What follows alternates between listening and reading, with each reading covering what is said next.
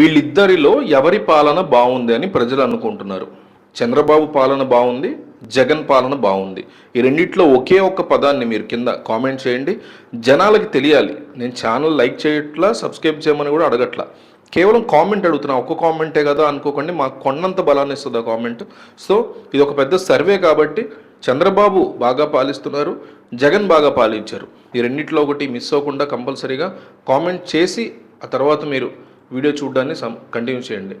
రాష్ట్రంలో గత 5 ఏళ్ల పాలన, ప్రస్తుత పాలన మధ్య చాలా తేడా ఉందన్న చర్చ రాజకీయ వర్గాల్లో విస్తృతంగా జరుగుతున్నట్టు తెలుస్తోంది. ఒకప్పుడు తీవ్రంగా విమర్శించిన అంశాలని ఇప్పుడు అధికారంలో ఉన్నవారు తమ ఘనతలుగా చెప్పుకుంటారనే వాదన బలంగా ఉంది. ముఖ్యంగా గత ప్రభుత్వం ప్రవేశపెట్టిన కొన్ని సంక్షేమ పథకాలు, పాలనా వ్యవస్థల మీద అప్పట్లో వచ్చిన విమర్శలకు ఇప్పుడు అధికారంలో ఉన్నవారు తీసుకున్న చర్యలకి పోలికలే లేవు కాదా అని వైసీపీ వర్గాలు ప్రశ్నిస్తున్నాయి. గతంలో ముఖ్యమంత్రిగా ఉన్న వైఎస్ జగన్మోహన్ రెడ్డి అమలు చేసిన అమ్మఒడి వంటి సంక్షేమ పథకాల మీద ప్రతిపక్షంలో ఉన్నప్పుడు తీవ్ర విమర్శలు వచ్చాయి. ప్రజల్ని సోమరిపోతులుగా మారుస్తున్నారని, చేపలు తినడం కూడా ఎలా పట్టాలో నేర్పించాలని కొన్ని పత్రికల్లో, మీడియా సంస్థల్లో కథనాలు వచ్చాయి. జగన్ సపోర్టర్లు ఈ విషయాన్ని ఇప్పుడు గుర్తు చేస్తున్నారు. కానీ ఇప్పుడు అధికారంలోకి వచ్చిన ప్రభుత్వం అదే తరహాలో పథకాలని అమలు చేస్తూ తల్లికి వందనం అనే పేరు పెట్టి దాన్ని తమ ఘనతగా చెప్పుకోవడం విడ్డూరంగా ఉందని వైసీపీ అంటోంది. పేరు మార్చి విధానం మాత్రం దాదాపు అలాగే కొనసాగిస్తున్నారని వైసీపీ అంటోంది.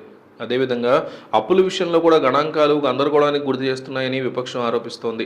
గత ప్రభుత్వం 5 ఏళ్లలో చేసిన అప్పుల మీద అప్పట్లో పత్రికల్లో పెద్ద ఎత్తున కథనాలు వచ్చాయి.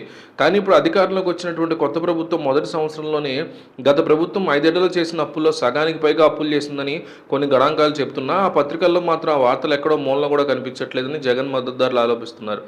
లక్షల కోట్ల రూపాయలు అప్పులు ఆరిపేరు నుంచి తీసుకుంటున్నా ప్రధాన పత్రికలు వాటిని పట్టించుకోవట్లేదని వైసీపీ నేతలు అంటున్నారు.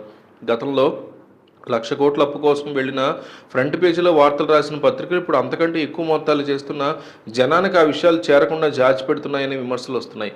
మరో కీలక అంశం గ్రామ వార్డు సచివాలయ వ్యవస్థ. గత ప్రభుత్వం ఈ వ్యవస్థను తీసుకొచ్చినప్పుడు దేనికి పనికొస్తుందా అంటూ అపహాస్యం చేశారని, విమర్శలు గుప్పించారని వైసీపీ అంటోంది.